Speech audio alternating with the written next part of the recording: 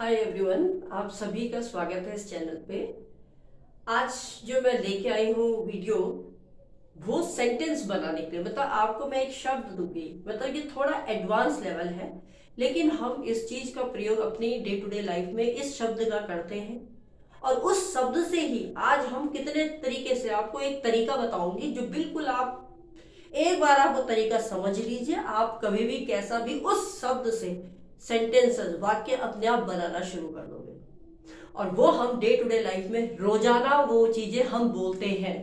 तो बिना देर किए स्टार्ट करते हैं। और प्लीज वीडियो के अंत तक देखिए, और जिन्होंने अभी तक सब्सक्राइब नहीं किया है प्लीज सब्सक्राइब इट, और जिन्होंने सब्सक्राइब किया है उनके लिए बहुत बहुत धन्यवाद। तो शुरू करते हैं। आज आपका जो वर्ड है वो है सपोज्ड टू।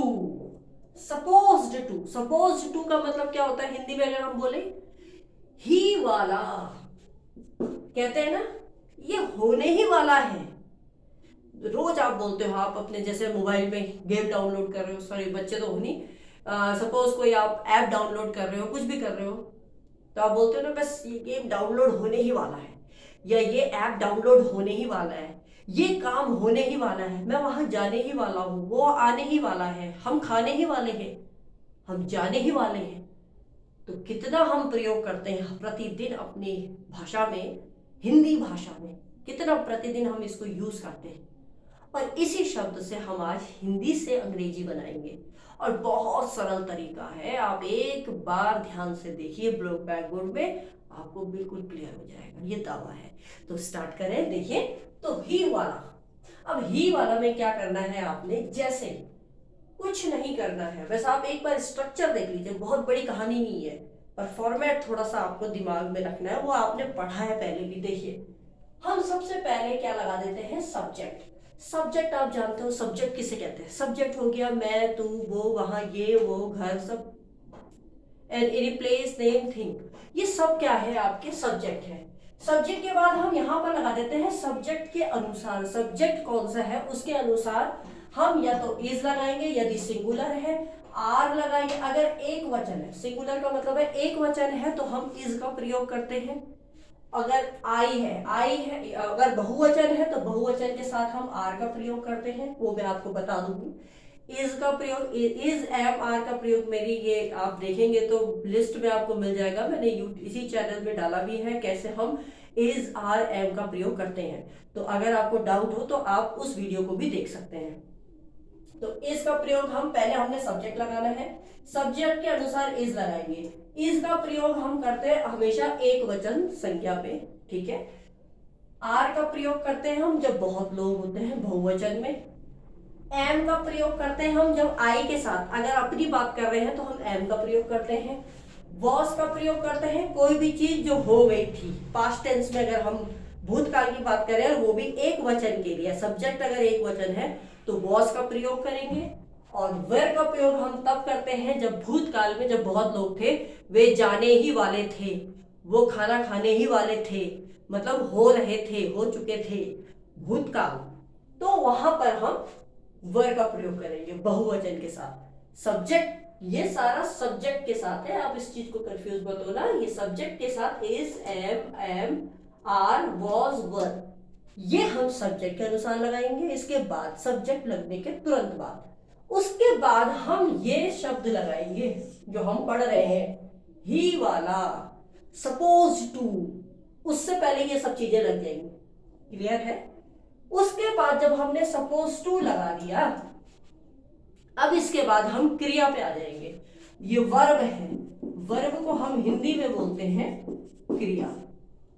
तो क्रिया का पहला रूप लगेगा, क्रिया का कौन सा रूप लगेगा, पहला रूप लगेगा। क्रिया के रूप होते हैं, बहुत रूप है। अगर आप चाहेंगे कि आपको इसका वीडियो बनाओ तो आप जरूर कमेंट सेक्शन में लिख के भेजिए, तो मैं आपके लिए अवश्य वर्ब से रिलेटेड वीडियो बना के लाऊंगी। तब तक आपको जो जानकारी है उससे समझिए, वर्ब की क्रिया की पहली फॉर्म लग जाएगी। और हमने ऑब्जेक्ट, ऑब्जेक्ट का मतलब है कोई भी चीज, जिस चीज के बारे में बात कर रहे हैं। अब आप इतना लंबा सोचोगे मैं सब्जेक्ट भी याद रखूं, इज, एम, आर भी याद रखूं, सपोज टू भी याद रखूं, ओहो, अब तो फिर इसके बाद मैं वर्ब भी याद रखूं, ऑब्जेक्ट भी। आपको याद नहीं करना, ये ऑटोमेटिकली आपके वाक्य में आएगा। देखिए कैसे, पहला है वह गांव जाने ही वाला है। वह गांव जाने ही वाला है, आपको रटना नहीं है। मैं देखिए पहले ही आपको बोल दूं कि जो भी वीडियो में पढ़ा रही हूँ रटना नहीं है, आपने सिर्फ समझना है। क्योंकि कितने दिन रटेंगे, ये बोला जाता है ना, ये वाक्य है इन्हें रट लो, बस रट लो और अंग्रेजी आ गई। हम ऐसा नहीं कह मैं ऐसा नहीं कहूंगी आपको, मैं रटने के लिए नहीं कहूंगी। I will make you to understand. मेरा पर्पज है कि मैं आपके दिमाग तक, आपके अंतर मन तक ये समझा सकूं कि वाक्यों को हम कैसे बनाएंगे बिना रटे हुए। तो देखिए वह क्या हो गया, सब्जेक्ट। वह गांव, गांव यहां पर ऑब्जेक्ट आ गया, ठीक है। जाने, जाने यहां पर वर्ब आ गई, क्रिया आ गई। क्लियर है, आपको समझ में आ रहा है। देखिए इंग्लिश में जब हम बनाते हैं तो अलग हो जाता है, हिंदी में ये देख लिया सब्जेक्ट के बाद ऑब्जेक्ट लग गया फिर वर्ब लग गई, तो आप यहाँ कंफ्यूज मत हो। हम इसकी जब अंग्रेजी बनाएंगे तो हम इस फॉर्मेट से चलेंगे, ठीक है। देखिए सब्जेक्ट आ गया, गांव क्रिया वो आ गई, ऑब्जेक्ट आ गया, जाने का मतलब वर्ब गो हो गया, ही वाला, ही वाला आपको पता है सपोज टू लगाता है, बस बात खत्म। और क्या है, तो हमने इसकी अंग्रेजी कैसे बनानी है, इसमें से ढूंढिए। सब्जेक्ट क्या है, वह, तो वह को हमने बोल दिया ही। क्लियर है, वह को हमने बोल दिया ही। अब मैंने आपको पहले लिखा है सब्जेक्ट है, सब्जेक्ट के बाद इज, आर, एम, वॉज, वर लगाएंगे, लेकिन हम सब्जेक्ट के अनुसार लगाएंगे। तो सब्जेक्ट आपका क्या है यहाँ पर, ही का मतलब है सिंगुलर, एक वचन, तो ही है लड़का है, उसके बाद आपने लगा देना है इज। क्लियर है, तो ही के बाद आपका इज आ गया, एनी डाउट, ये सब्जेक्ट है। अब इसके बाद आपका लगेगा सपोज टू, क्योंकि हमने बोला सपोज टू किसके बाद लगेगा, इस फॉर्मेट के बाद सपोज टू आएगा, तो सपोज टू आ गया। अब हमने लगानी है वर्ब की फर्स्ट फॉर्म, तो वर्ब की फर्स्ट फॉर्म, वर्ब यहां क्या है, जाना, और जाना की अंग्रेजी क्या होती है, गो, वेंट, गॉन। तो गो, वेंट, गॉन होती है। अगर तीन फॉर्म देखें तो गो, वेंट, गॉन, हमें पहली वाली लगानी है क्योंकि हमें वर्ब की फर्स्ट फॉर्म लगानी है। क्लियर है, तो फर्स्ट फॉर्म आपकी कौन सी है, ये है, तो ये आपकी लग जाएगी गो, इसलिए हमने यहां लगा दिया वो। ये क्रिया है, क्रिया का पहला रूप है। अब वो कहां जाने के लिए, तो गांव, ये गांव, टू गांव, ये क्या हो जाएगा, ऑब्जेक्ट। आई होप आपको ये वाक्य समझ में आ गया हमने किस तरीके से बनाया, सेम इसी स्ट्रक्चर पे। क्लियर है, मुझे लगता है कि आपको कोई संदेह नहीं होना चाहिए। दूसरा वाक्य करते हैं, वे लोग कल कार खरीदने ही वाले थे। वे लोग कल कार ही खरीदने वाले थे। वे बहुवचन आ गया, ये आपका सब्जेक्ट हो गया। लोग, वे लोग एक साथ हो गए तो सब्जेक्ट हो गया। कार आपका ऑब्जेक्ट, ठीक है। खरीदना आपका वर्ब, ही वाले थे सपोज टू। तो अगर आपको मैं ये सेंटेंस बताऊं तो ये बन जाएगा दे, क्योंकि ये प्लूरल है तो वर लग गया, क्योंकि हमने बोला ना सब्जेक्ट अगर बहुवचन है। अब हमने वर क्यों लगाया, आप बोलो कि मैडम वर क्यों लगाया, वर इसलिए लगाया क्योंकि ये थे, भूतकाल, खरीदने वाले थे। इज दैट क्लियर, तो यहां पर आपका लग गया were, they were suppose to purchase a car, तो सपोज टू लग गया, सपोज टू लग गया, यहां पर वर लग गया, सपोज टू लग गया। जैसे हमने बोला वर लग गया, उसके बाद सपोज टू लग गया। अब हम क्रिया लगाएंगे, क्रिया क्या है, परचेज, ये वर्ब है। उसके बाद हमने लगा देना है अ न्यू कार, ये ऑब्जेक्ट है। खेल खत्म, आपको वाक्य समझ में आ गया था। वे लोग कल कार खरीदने ही वाले थे, they were supposed to purchase a new car yesterday. Yesterday भी है, कल, कल की बात है, ठीक है। तुम तो कल आने वाले थे ना, मतलब ये प्रश्न पूछ रहा है, तुम तो कल आने वाले थे ना, तो तुम क्या है यहां पर, सब्जेक्ट, तुम इज योर सब्जेक्ट।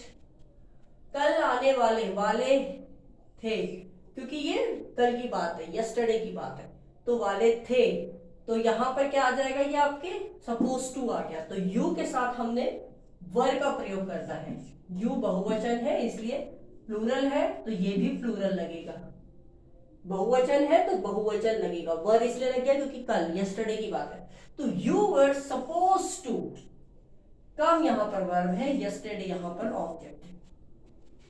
क्लियर है? आई होप आपको ये क्लियर हो रहा होगा। नेक्स्ट है आपका वह किसी भी समय यहाँ आने ही वाला है। वह किसी भी समय, हमने बोला ना भाई अब तो कुछ पता नहीं, वो तो किसी भी समय यहाँ आने वाला है। तो वह अगेन यहाँ पर क्या है? सब्जेक्ट है, एक वचन है तो ही लग गया, इसलिए इसके साथ हमने इज लगा दिया। उसके बाद हमने कहा है कि सपोज टू लगेगा तो हमने सपोज टू लगा लिया। अराइव मतलब यहाँ पहुंचने वाला है, तो ये क्रिया हो गई। यहाँ हेयर, ये हेयर एट एनी मोमेंट, तो ये आपका ऑब्जेक्ट। एट एनी मोमेंट का मतलब होता है किसी भी समय पर, किसी भी समय पर। तो वो यही बोल रहा है ना, किसी भी समय वह यहां आने ही वाला है। आई होप आपको समझ में आ गया। एक बार मैं आपको स्ट्रक्चर दोबारा से रिकॉल करा देती हूँ जिससे आप भूलेगा। स्ट्रक्चर का मतलब यह है, जैसे एक तरीका है, भाई आपने कुछ नहीं करना। अगर सपोज टू वर्ड यूज कर रहे हो आप, तो आपने कुछ नहीं करना, सब्जेक्ट लगा देना है, उसके साथ is, was, where, are, am ये लगा देना है, और उसके बाद आपने सपोज टू का प्रयोग हो रहा है तो सपोज टू लगा देंगे आप, क्योंकि मैं आपको आज सपोज टू से ही रिलेटेड पढ़ा रही हूँ। उसके बाद आपने क्या लगा देना है? वर्ब की पहली क्रिया का फॉर्म लगा देना है और ऑब्जेक्ट लगा देना है, बस, और कुछ भी नहीं, बाकी सब छोड़ देना है। तो आई होप आपको ये वीडियो हेल्पफुल लगी होगी। अगर मैं ये पूछना चाहूंगी आप में से, अगर ये किसी को समझ में नहीं आई, हेल्पफुल नहीं लगी, या आपको इसमें कोई परेशानी लगी, तो ज़रूर कमेंट सेक्शन में डालिए, जिससे कि हम उसको और अच्छा बेहतरीन आपको करके दे सकें। इससे बेहतरीन तरीका नहीं हो सकता, ये बहुत सरल तरीके से आपको समझाया गया है।